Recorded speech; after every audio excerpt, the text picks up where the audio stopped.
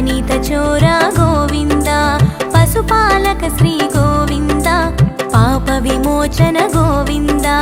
దుష్ట సంహార